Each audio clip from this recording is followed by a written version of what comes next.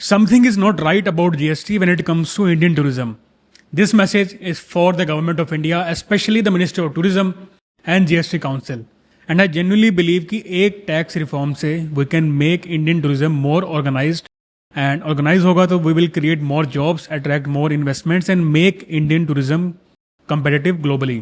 And ऐसा सिर्फ मैं नहीं कह रहा, federation of hotels and restaurant association FHRAI and other industry body सब लोग गवर्नमेंट को रीच आउट कर रहे हैं to at least review the GST update जो लास्ट ईयर आया था, जिसकी वजह से जो भी मेरे फ्रेंड्स हैं, कुछ नॉन में होटलियर्स हैं, ट्रेवल एजेंट्स हैं, सबको कुछ ना कुछ इश्यूज आ रहे हैं, बट गवर्नमेंट से कोई रिस्पॉन्स आया नहीं है. So I thought let's make a video about this. If we want to make this Indian tourism industry more competitive and इसको अगर हमें अच्छे से ग्रो करना है, then this needs an urgent attention. Hello everyone, my name is Tushar. इस topic को हम कवर करेंगे 3 पार्ट्स में. पहले हम समझेंगे GST वर्क कैसे करता है बहुत ही सिंप्लीफाइड वे में.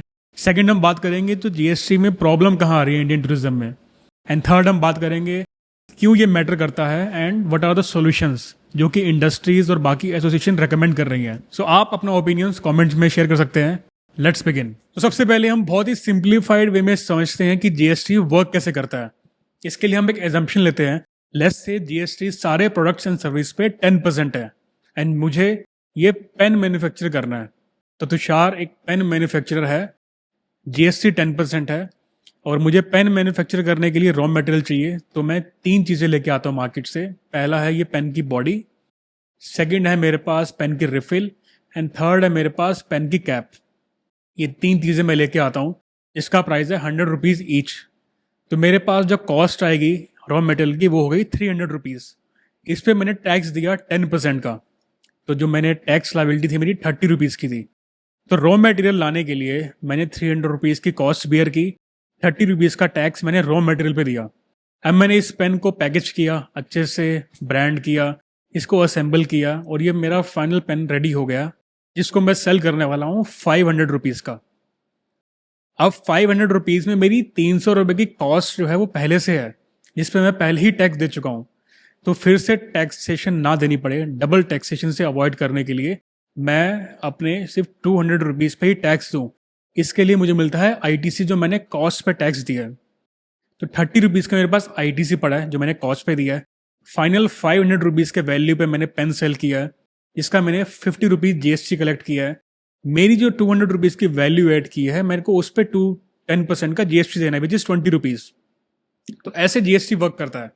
एंड डेफिनेशन भी यही कहती है कि tax should only be paid on the value you create, not on the cost that has already been taxed. तो जो मेरी कॉस्ट पे टैक्स मैं ऑलरेडी दे चुका हूँ, तो फाइनल जब मैं पेन सेल कर रहा हूँ तो मैं वापस से रिपीट अपनी कॉस्ट पे टैक्स नहीं दूंगा. ऐसे ही इंडस्ट्री में वर्क करता है.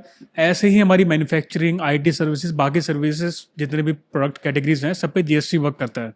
बट टूरिज्म में ऐसा नहीं है. टूरिज्म में प्रॉब्लम कहाँ है अब वो समझते हैं एग्जैक्टली सिमिलर एग्जाम्पल के साथ. अब सेकंड हम समझते हैं कि एग्जैक्ट प्रॉब्लम कहाँ पे आ रही है. हम सिमिलर एग्जाम्पल लेंगे. यहाँ पे हम लेंगे होटल्स का केस. लेट्स से तुषार एक होटल का रूम सेल कर रहा है. इस रूम को सेल करने के लिए मुझे एक कॉस्ट बेयर करनी पड़ी. लेट्स से मैंने वो रूम का रेंट दिया, मैंने उस रूम में अमेनिटीज ऐड करी, मैंने उस रूम को मार्केट किया. लेट्स से वही सेम 100 रुपीज़ ईच की मेरी कॉस्ट थी. मैंने 10% GST दिया जो कि हो गया 30 रुपीज़, टोटल 300 रुपीज़ पे. अब ये मैंने अपनी कॉस्ट पे टैक्स मैं दे चुका हूँ. अब मैंने 200 रुपीज़ की वैल्यू ऐड की, अपने यहाँ पे स्टाफ लगाया सर्विस देने के लिए. अब मैं ये रूम 500 रुपीज़ का सेल कर रहा हूँ. तो आइडियली ये 500 रुपीज़ में मेरी जो 300 की कॉस्ट थी उस पर टैक्स मुझे नहीं देना चाहिए या मुझसे टैक्स नहीं लेना जाना चाहिए. बट टूरिज्म में क्या है कि ITC लास्ट ईयर होटल्स के केस में ब्लॉक्ड हो चुका है. तो जो कॉस्ट पे टैक्स जा रहा है वो आप ऑफसेट नहीं कर सकते जो आप रेवेन्यू पे ले रहे हो. इसका मतलब जो मेरी 300 रुपीज़ पे 30 रुपीज़ टैक्स था एंड जो मैं 500 रुपीज़ पे 50 रुपीज़ चार्ज कर रहा हूँ, दोनों ही ऐड हो रहे हैं इंस्टेड ऑफ सब्ट्रैक्टिंग. जहाँ मेरी टैक्स लायबिलिटी 20 रुपीज़ होनी चाहिए थी वो अब हो रही है 80 रुपीज़. तो आप समझ रहे हैं कहाँ प्रॉब्लम हो रही है. एंड अगर ये तो सिर्फ होटल्स का एग्जाम्पल है. अब ये होटल्स जो है अपना रूम है वो ट्रैवल एजेंट को सेल कर रहा है. तो सिमिलर प्रॉब्लम ट्रैवल एजेंट्स के साथ भी है. ट्रैवल एजेंट अगर किसी से टैक्सी ले रहा है, सिमिलर प्रॉब्लम ट्रैवल एजेंट भी फेस कर रहा है, सिमिलर प्रॉब्लम ट्रांसपोर्टर भी फेस कर रहा है. तो पूरी चेन में जितने भी स्टेक होल्डर्स हैं सबके लिए ये जो टैक्स है ये एक टैक्स कैस्केडिंग का इफेक्ट आ रहा है, यानी कि टैक्स जो है वो कॉस्ट पे भी आ रहा है एंड रेवेन्यू पे भी आ रहा है, तो ऑफसेट नहीं कर पा रहे। तो चेन कैसे वर्क करती है, लेट्स से केरला से किसी को केदारनाथ जाना है, केरला से जर्नी स्टार्ट हो रही है, केदारनाथ में घूम के उस कस्टमर को वापस केरला जाना है। तो ये पूरा राउंड ट्रिप मैनेज कैसे होता है, सबसे पहले केरला का गेस्ट केरला के ट्रैवल एजेंट के पास जाएगा, वो ट्रैवल एजेंट वहाँ से उसका ट्रांसपोर्ट अरेंज करेगा दिल्ली तक, फिर वो दिल्ली के ट्रैवल एजेंट से कोऑर्डिनेट करेगा जो कि दिल्ली से ट्रांसपोर्ट अरेंज करेगा केदारनाथ तक, एंड वहाँ पे रूम जो है वो अरेंज करेगा। तो यहाँ पे मल्टीपल स्टेक होल्डर्स इन्वॉल्व हैं, केरला का ट्रैवल एजेंट, दिल्ली का ट्रैवल एजेंट, केदारनाथ में होटलियर, बीच में ट्रांसपोर्टर्स जो टैक्सी सर्विस प्रोवाइड कर रहे हैं। अब इन सब स्टेक होल्डर्स के लिए अगर आईटीसी का ऑप्शन नहीं है तो हर एक लेवल पे टैक्स कैस्केडिंग का इफेक्ट आ रहा है, जिससे बिजनेस करना और डिफिकल्ट हो रहा है। ये जो इंडस्ट्री है वो और डिसऑर्गेनाइज हो रही है। जो अगर जीएसटी इनपुट नहीं अवेलेबल है तो टैक्स कैस्केडिंग पूरी चेन में जितने भी स्टेक होल्डर्स बढ़ेंगे उतना ही टैक्स बढ़ता जाएगा। सो ये जो टैक्स कैस्केडिंग का इफेक्ट आ रहा है ये मैटर क्यों करता है, because Indian tourism is one of the biggest employment generator. यहाँ पे होटल्स में शेफ्स वर्क कर रहे हैं, हाउस कीपिंग स्टाफ है, फ्रंट ऑफिस है, यहाँ पे मैनेजमेंट सर्विसेज है, मार्केटिंग सर्विसेज है, लेट्स से कोई फर्नीचर अपडेट कर रहा है, लाइटिंग अपडेट कर रहा है। तो हर एक इंडस्ट्री हमारी कंट्री में कहीं ना कहीं होटल से एसोसिएटेड है। और अगर इनपुट टैक्स क्रेडिट का ऑप्शन हम लोग नहीं दे रहे, फुल अमाउंट हम लोग चार्ज कर रहे हैं, और टैक्सेशन में जो कैस्केडिंग इफेक्ट आ रहा है ये अगर आता ही रहा तो होगा क्या कि मार्जिन बिजनेस के कम होंगे, इन्वेस्टमेंट जो अपॉर्चुनिटीज़ हैं वो रिड्यूस होंगी, अल्टीमेटली इंडियन टूरिज्म और एक्सपेंसिव होगा और लेस कॉम्पिटिटिव होगा। जितने भी स्टेक होल्डर्स इन्वॉल्व हैं टूरिज्म में सबके ऊपर कहीं ना कहीं ग्रोथ पे जो है इशू आएगा। तो इसीलिए FHRAI एंड बाकी इंडस्ट्री बॉडी गवर्नमेंट से रिक्वेस्ट कर रही है कि एटलीस्ट रिव्यू दिस अपडेट। और अगर हम लोग अननेसेसरली कॉस्ट इंक्रीज करेंगे या ग्रोथ एनकरेज नहीं करेंगे तो फॉरेनर्स लेस से जो इंडिया में आते हैं उनके लिए भी ये इंडिया जो है वो लेस अट्रैक्टिव होगा। इसलिए आप नंबर्स देखोगे तो थाईलैंड, वियतनाम, दुबई, हर जगह आप देखोगे टूरिज्म इंडिया से काफ़ी ज़्यादा है, जबकि इंडिया में ज़्यादा अपॉर्चुनिटीज़ हैं टूरिज्म की। थर्ड हम बात करते हैं सॉल्यूशंस की। अब जो बाकी इंडस्ट्री बॉडीज़ हैं वो क्या रेकमेंड कर रही है, मैं वो शेयर करता हूँ कि एटलीस्ट एक आईटीसी का ऑप्शन मिलना चाहिए।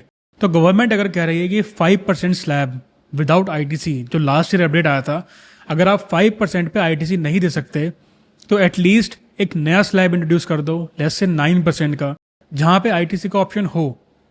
एटलीस्ट एंटरप्रेन्योर्स के पास ऑप्शन हो जो वो कॉस्ट पे टैक्स बियर कर रहे हैं वो कहीं ना कहीं ऑफसेट तो कर पाएँ, नहीं तो ऑपरेशन कॉस्ट बढ़ेगी, मार्जिन कम होंगे एंड एक जो इंडस्ट्री है वो लेस अट्रैक्टिव रहेगी इन्वेस्टमेंट्स के लिए।